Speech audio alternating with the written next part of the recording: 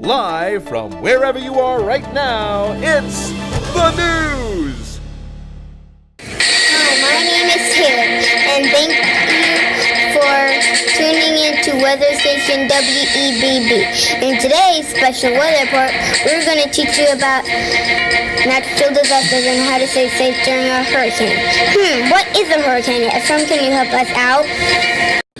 Hi, my name is Ephraim. A hurricane is a large rotating storm with high-speed winds of at least 74 miles per hour that form over warm water in tropical areas.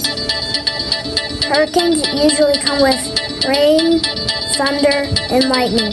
Do you know what to do just in case there is one? Hi, my name is Jared. Before a hurricane comes, you need to make sure you have an emergency kit. You also need to make sure you and your family have an emergency plan so that everybody knows where to go and what to do. Also, help your parents bring in plants, decorations, and garbage cans from outside. Otherwise, they might fly away. Hi, I'm Riley, and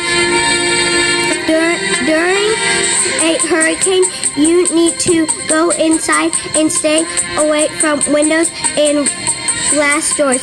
You can even go into a closet or lie down under a strong table.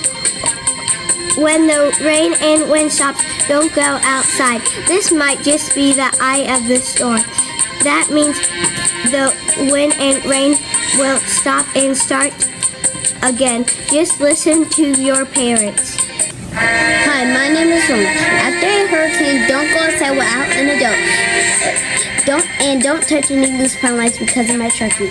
If you have an emergency, use your phone to call for help. If it's not an emergency, send a text message so you don't tie up the phone lines. Hi, my name is Micaiah, and